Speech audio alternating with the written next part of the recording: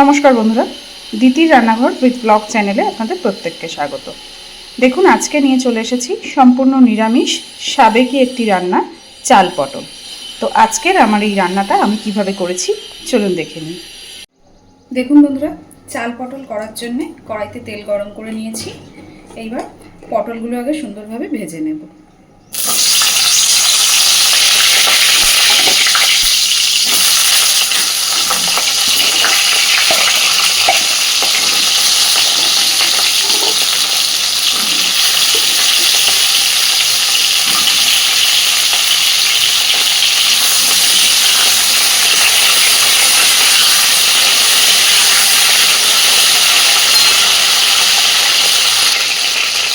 পটলটা ভাজার সময়তেই আমি কিছুটা লবণ আর হলুদ দিয়ে দেবো, তাতে করে পটলটা ভাজাটাও তাড়াতাড়ি হয়ে যাবে। তো দিচ্ছি লবণ,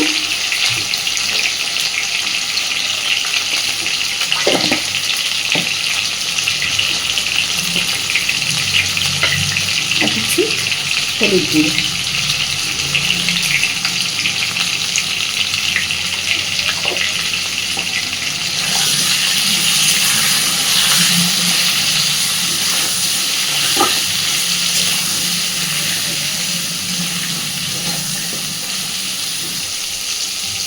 তো দেখুন বন্ধুরা, পটলগুলো খুব সুন্দরভাবে ভেজে নিয়েছি। এইবার এই পটলগুলো সব তুলে নিচ্ছি।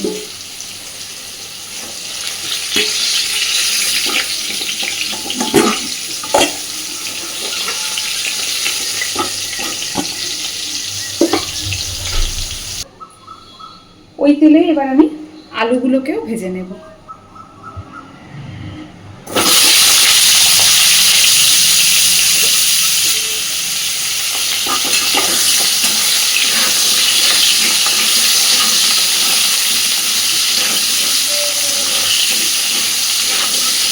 একইভাবে আলুর মধ্যেও আমি একটু লবণ আর হলুদ দিয়েই আলুগুলো ভাজবো।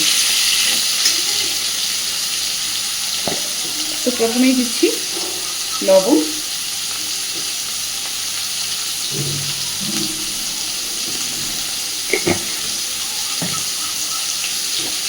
এবার দিচ্ছি হলুদ গুঁড়ো,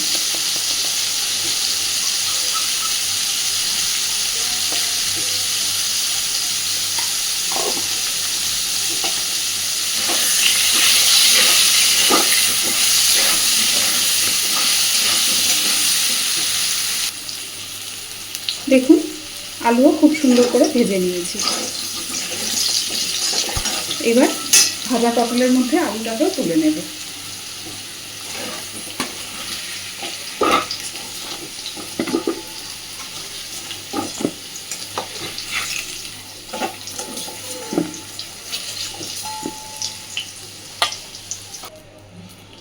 কড়াইতে অনেকটাই তেল আছে, আর তেলের ব্যবহার করতে হবে না। এইবার ফোড়নে দিয়ে দিচ্ছি একটু আস্ত জিরে,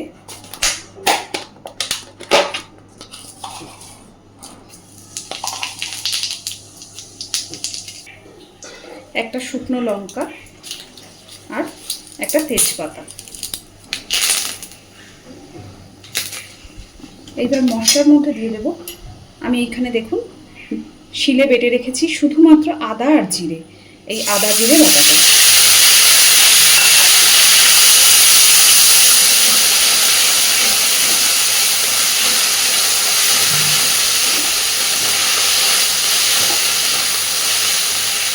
দিয়ে দেবো অল্প একটু জল,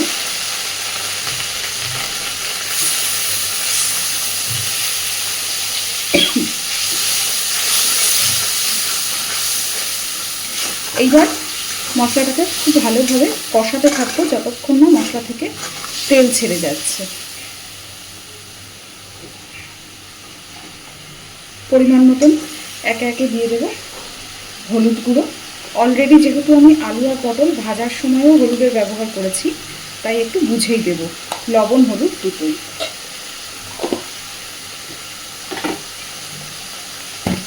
দিচ্ছি পরিমাণ মতো লবণ।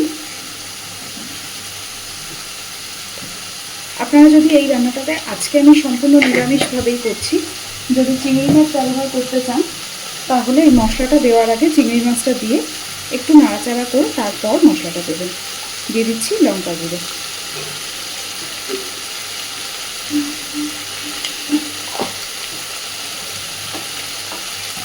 যেহেতু নিরামিষ তরকারি অল্প একটু দিচ্ছি চিনি।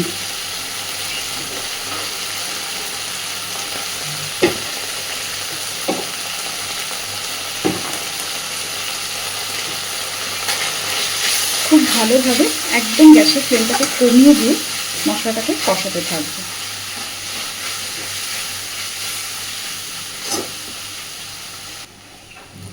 দেখুন মশলা থেকে সুন্দরভাবে তেল ছেড়ে গেছে, মশলা সুন্দর কষা হয়ে গেছে।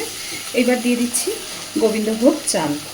এখানে আমি 50 গ্রাম গোবিন্দভোগ চাল ব্যবহার করেছি, আগে থেকে ধুয়ে শুকিয়ে রেখেছি।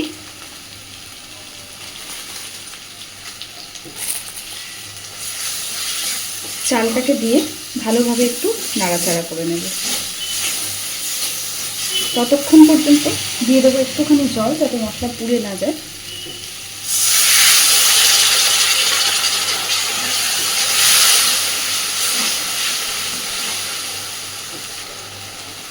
মশলার সাথে চালটা ঠিক ততক্ষণ পর্যন্ত কষাতে থাকবো যতক্ষণ না চালের কালারটা চেঞ্জ হয়ে সাদা হয়ে যাচ্ছে।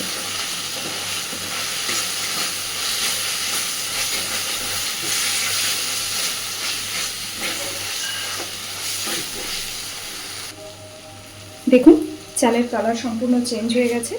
এবার দিয়ে দিচ্ছি ভেজে রাখা আলু আর পটল।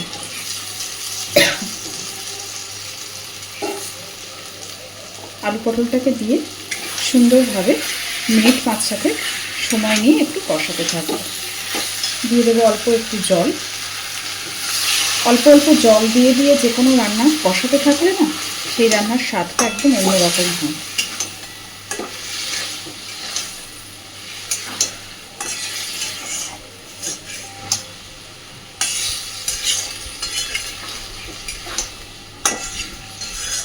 খুব ভালোভাবে এবার মশলার সাথে আলু পটলটাকে চাল দিয়ে সব কিছুকে সুন্দরভাবে কষিয়ে নেব।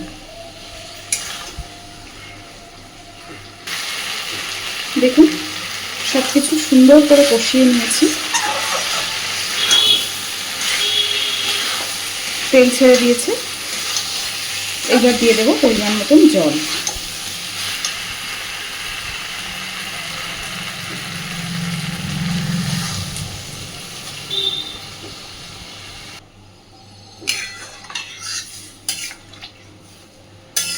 যদিও সবই আগে থেকে ভাজা, কিন্তু এই রান্নাটাতে তো ঝোল হবে না সেরকম একটা, জাস্ট আলু পটলটা খুব ভালোভাবে সিদ্ধ হবে, চালটা সুন্দরভাবে সিদ্ধ হবে, সেই পরিমাণ বুঝে জলের ব্যবহার করবেন। তো এবার মিনিট 5 জন্য ঢাকা দিয়ে দেব। দেখুন বন্ধুরা পুরো জলটাই শুকিয়ে গেছে প্রায়। চাল আলু পটল সব কিছু খুব সুন্দরভাবে সিদ্ধ হয়ে গেছে। এইবার আমি ওপর থেকে এর মধ্যে দিয়ে দেব ঘি।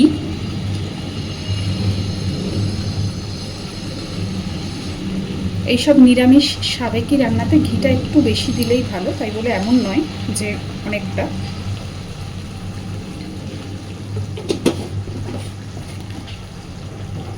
আর দেব গরম মশলার গুঁড়ো।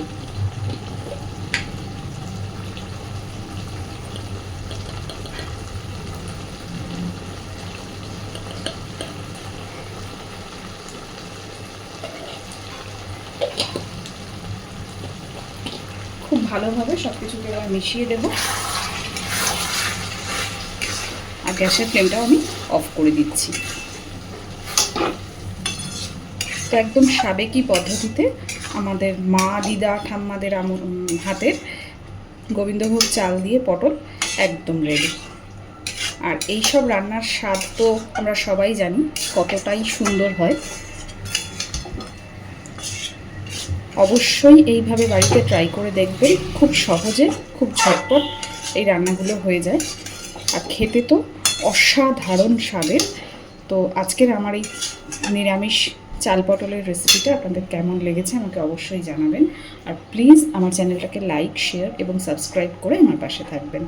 এতক্ষণ আমার সাথে থাকার জন্য অসংখ্য ধন্যবাদ।